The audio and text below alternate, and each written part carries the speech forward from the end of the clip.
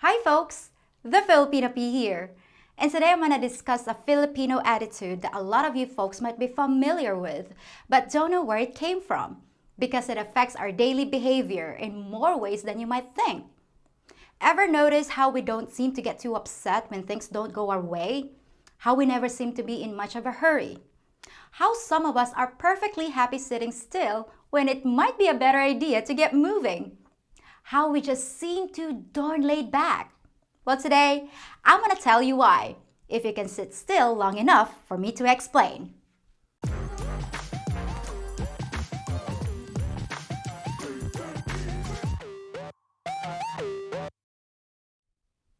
You probably know the mañana philosophy that's so prevalent in Mexico and South America. It basically means, why do today what you can put off until tomorrow? Well, Filipinos have the saying, Bahala Na. It's not exactly the same thing, but it can end up with similar results. Bahala Na means come what may. It's a fatalistic or deterministic attitude that we use to cope with things beyond our control. If we planned an outdoor birthday party and put up all the decorations and balloons, and then out of nowhere, a thunderstorm pops up, we don't freak out. We just say, Bahala Na, and move everything inside with a smile on our faces. On the surface, this sounds like a positive, healthy way to deal with risk and uncertainty when there's nothing we can do about a situation. Bahala Na lets us be at peace with our fate and keeps us grounded when facing adversity. At least, that's what it's supposed to do. But as with every cultural tradition, the meaning can change over time and be used in ways that differ from its actual intention. Depending on which Filipino you ask, Bahala Na can also mean, whatever will be, will be. Leave it to God. Don't sweat it. But it can also mean, whatever, who gives a darn? Or even, I don't care what happens. Obviously, if you use that last definition, you're gonna have a rocky road ahead. And if you have a whole country of people that adopt that attitude, it might create some problems. Now Jesus said, take no thought for tomorrow. But if you'd known how seriously Filipinos were going to take his words, he might have phrased things a little differently. Because Bahala Na is quite often used as an excuse not to plan ahead, and also to cover plain old laziness. It can keep people from setting goals and from ever taking the first step in achieving them. Why worry about planning for the future if everything's already determined and things will work out like they're supposed to? It's also one reason why we don't save money, and we often spend everything right down to the last peso in our pocket. Don't worry about it.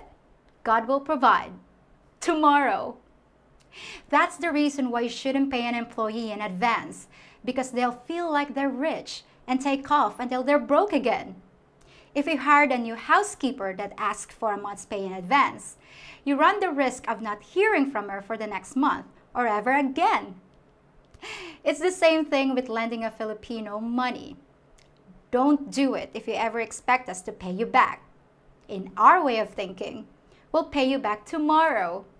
A tomorrow that never comes, because there's always another one to look forward to. It's not always that we don't intend to pay you back. It's that we optimistically think that somehow we'll get some extra money in the future. And until then, Bahala Na. Have you ever had a Filipino wife or a girlfriend that was responsible for paying the bills and found out that she doesn't pay them till the day they're due or later, even when there's money in the account? That's because the electricity is still coming out of the socket. So why worry about it until the last minute? And of course, it affects our work ethic too. If you're hiring Filipinos to do a job like building a fence, it's better to pay a set price for the whole job instead of a daily wage, even if you offer a big bonus for finishing quickly, because we'll find all kinds of ways to make the project take months instead of weeks. As long as we have enough money for today, why not just work as little as possible? We can always work harder tomorrow. I know there are people in all countries with this kind of mindset, but sometimes we Filipinos tend to take it to extremes. This also explains why we often don't fix things properly the first time. As long as something lasts until the sun goes down, it's good enough. We can fix it again tomorrow. It explains why a store sometimes doesn't reorder a product until they're out of stock, because it's not actually a problem until the last one leaves the shelf. Then it's time to worry about getting more. And if you're a customer who needs a pack of condoms, but they haven't restocked them yet, bahala na! They might have done you a favor by helping you bring another bundle of joy into the world. Remember, if it was meant to be, it'll be. So while bahala na can be a good philosophy to keep you from getting bent out of shape over something you can't control, you should obviously exhaust every effort to prevent yourself from getting into a bad situation in the first place, or else it's just an excuse for procrastinating. If the gas gauge on your car is broken and you've been driving around for a few days without checking the tank, you may end up stuck by the side of the road.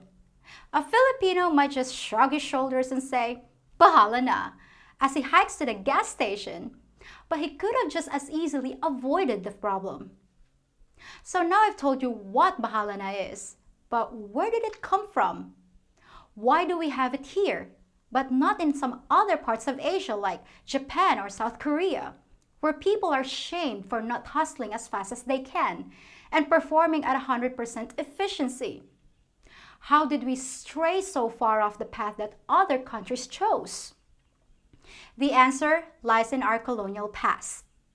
For over 300 years, our Spanish overlords purposely made us feel powerless to reduce the chance of a rebellion.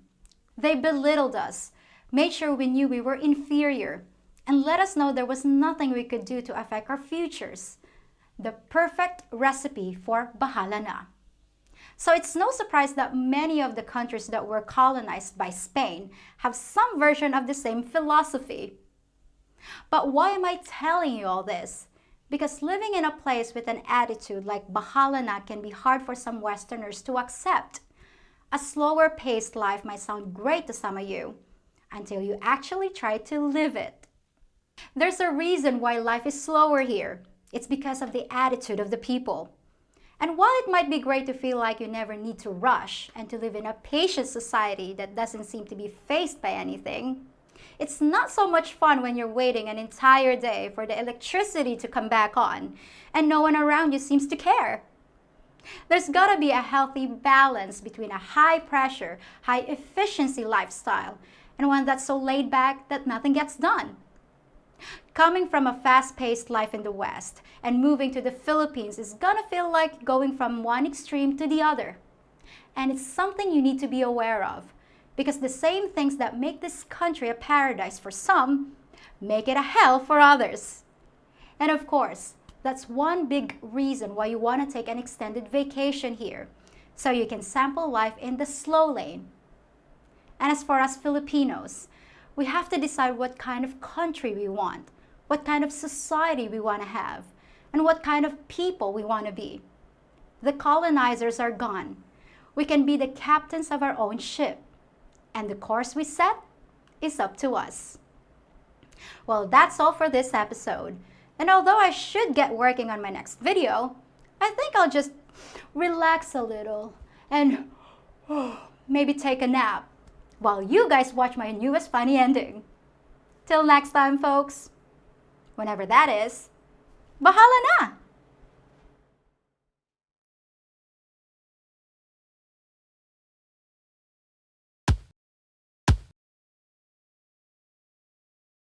This is Mission Control. Go ahead, Apollo 13. Houston, we have a problem. Well, I was just about to go to lunch. Can it wait? We are venting something out into space. It's got to be the oxygen. So you still have some oxygen, right? Then I think what you meant to say is that you will have a problem in the future when the oxygen runs out. So why are you bothering me now? Just call back when there's an actual emergency. We had a pretty large bang. You heard a bang. You're calling a Filipino to complain about a loud noise? One whole side of this Spacecraft is missing. Which means that one whole side of the spacecraft is in perfect shape. Why do you have to be such a glass half empty kind of guy? We have a main bus B undervolt, Oh, there's another master alarm, Houston. We've got a Way pink these things light. fire doesn't make any sense. We got multiple caution and warning, Houston. Oh, you Westerners, and you're complaining. Now I'll tell you what I can do. When I get back from lunch, I'll fill out the request for assistance form, and if the flight director shows up today, I'll make sure he sees it. Until then, stop overthinking things. Just relax and enjoy the view. Bahala na!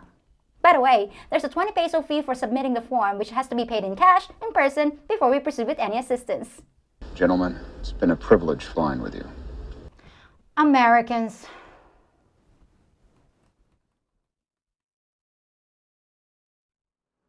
If you think about it, I'm kinda like a pirate, helping you navigate the tricky waters of Filipino culture and dating, and telling you how to find your first mate.